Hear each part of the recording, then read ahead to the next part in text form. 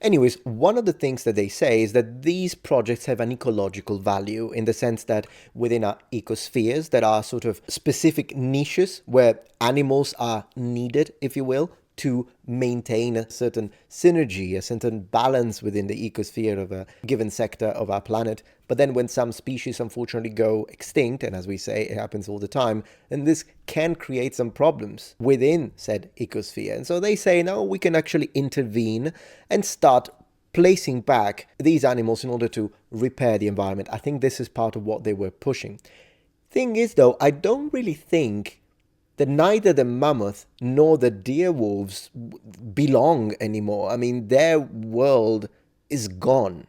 In 10,000 years for the dire wolves and whatever an animal they choose, it might even be older than that, more ancient, they don't belong anymore. Their preys are gone. The sort of nutrition will be completely different. Now, given, I guess you could teach any carnivore to eat a deer if you really needed to, but still, what niche are the direwolves going to fill in the modern world? Even if they were actually managing to not create a modified grey wolf, but a real prehistoric direwolf. Personally, when I look at this, rather than thinking, oh yeah, this technology is interesting because they can bring ancient animals that are dead to life. Once again, it's fascinating thought for a few, but then again, recreating a full population and integrating them into the wild, I mean, I don't know how that's going to work.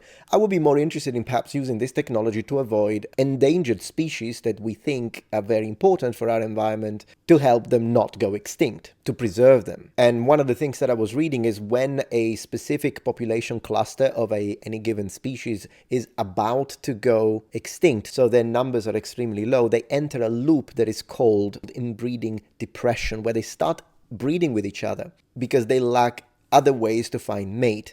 And this works in the short run, but eventually it will create a lot of problems. And over a few generations, they get infertile, and that's the end of it anyways. So maybe if we see that there are some species that are going extinct, they're going through this process that we can map, then perhaps this technology could be used to preserve these species. But once again, resurrecting ancient animals, it is a fascinating project. But what do you do with them afterwards? Make a park?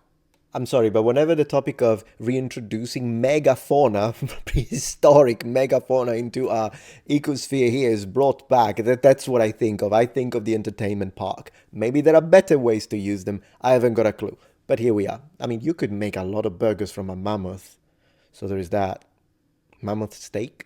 Well, let's see if they can explain to us how they pull this off. Relying on deft genetic engineering and ancient preserved DNA, colossal scientists deciphered the dire wolf genome, rewrote the genetic code of the common grey wolf to match it, and, using domestic dogs as surrogate mothers, brought Romulus, Remus, and their sister, 2 months old, Khaleesi, or even a sister, into the world during 3 separate births last fall and this winter, effectively for the first time de-extincting a line of beasts whose live genetic pool long ago vanished. Once again, I don't think this is the appropriate way to classify what happened.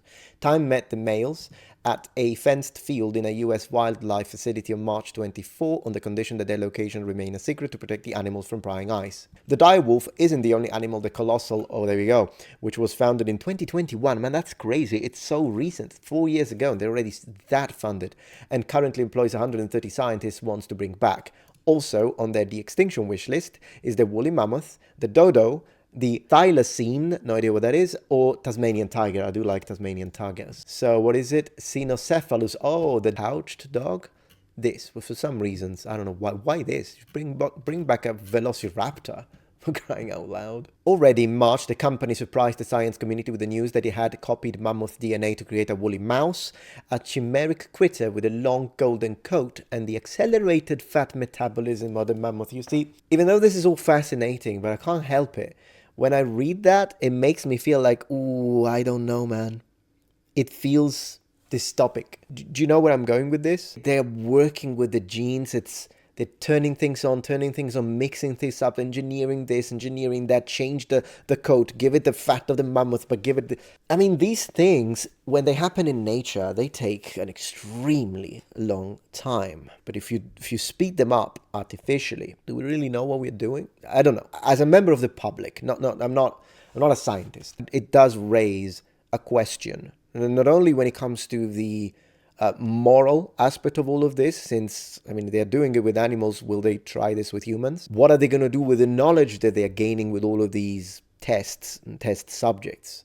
If they use it for good, great. But returning on the idea of humans, I mean, what if we start being able to genetically engineer our children the way we want them? So, like, we give them a certain height, we give them a certain life expectancy. Eyes, what if they let you choose their gender? I mean, once again, it's like a knife. You can use it to slice carrots and cook dinner, or you could use it to slice the postman and commit a crime. So the knife itself, it depends how you use it. It's the analogy that I'm trying to build here, the point that I'm trying to draw. Because if they do use that with humans when it comes to, I don't know, someone who has a Down syndrome, or someone who's got some birth defects, and they can save a life, they can save a child that was about to die because of heart complications that they can foresee, since they're now examining the genome, the DNA, and then they're like, oh, if we turn this off and turn this on, if that's how they use it, great.